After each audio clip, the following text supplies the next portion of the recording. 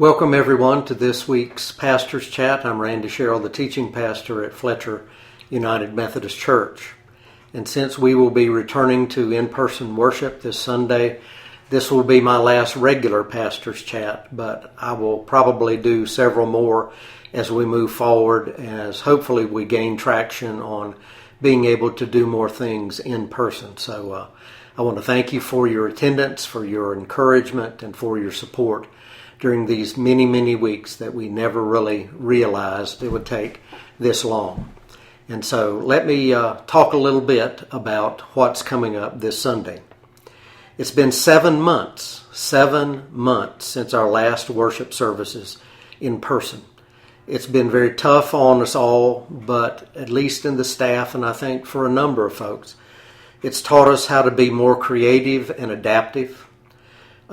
I celebrate the staff and the laity leaders, including the Reentry Task Force. So many folks who have worked so differently, so hard, and all of us have had to think everything through, especially as we are coming to this Sunday of being back together in person. The information is we will start with one service that will be at 11 o'clock. And we will continue until we find that we need to move back to 2 services with the number of folks and as we are given more capacity. The maximum capacity for regular attendees this Sunday will be 80. We have set aside 20 other places for the worship leadership team, our helpers and ushers that will be assisting us getting in and out of the sanctuary, and a few places for guests. We will have a small number of seats in the gathering place, socially distanced, as an overflow if we do get to that point. There will be 4 entrances, 2 in the front and 2 in the back. The 2 in the front will be the far 2 sets of doors from the office area. That will be closest 2 sets of doors to the hospitality table, and there you will meet folks who will take your temperature and do other things to help you get the items for the worship service. There will be 2 entrances basically in the back. One will be up the steps or the ramp at the very back entrance of the church, or those that come in the handicapped ramp.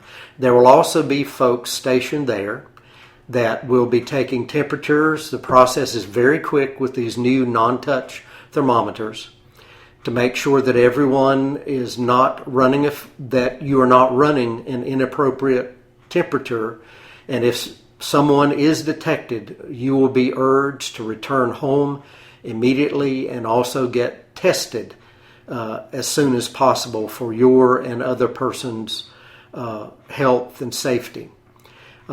At that table, you will also check off your name, your family.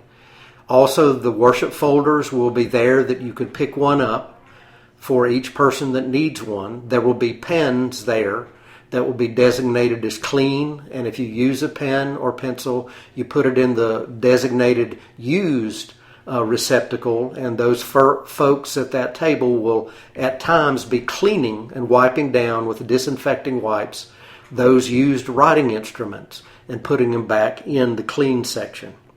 Once you get into the facility, there will be ushers there to help get you seated. And our goal is to prevent as much cross traffic as possible. And if you are willing, and we'll let this happen, we'll be seating from the front of the sections to the rear. The pews not to be used will be taped off and be very obvious, and the ushers will help you for the appropriate size of your family unit to find the best place for you to sit. There will also be 2 contribution boxes, one in the gathering place and one right inside the back door, the back door on small tables. There will be no offering plates, no hymnals, nothing in the pews. Also, the service will be a little different as we return in person, and we're going to try to keep it to around 45 minutes so that we will not be in the space for a long, long time. Please follow the instructions during the service. And again, that is because some things will be different and we will be explaining as we go along. And also, we need to remember, and I'll remind you of this, that not only will this service be for those that are in person, but also for the folks who are choosing to remain at home for a while because they're in a dangerous situation or just choose that way. And so we will be trying to serve both of those congregations as well as we can. Some ways that you can help. If you do have a name tag, find it and bring it with you and wear it. And if you can, bring your own writing instrument so we won't have to have the team spending so much time wiping down the used writing instruments. For me, there's so many good things about this coming Sunday. To see you, to see one another, to feel the power of the Holy Spirit moving. But it's going to be hard because we're asking folks to make signs of love and care without touching others not in your family units. That is going to be very hard, but please help us with that. Also, at the end of the service, we will be dismissing by sections. And so I ask finally that you bring with you a spirit of joy. I know you will. A spirit of cooperation and patience and love.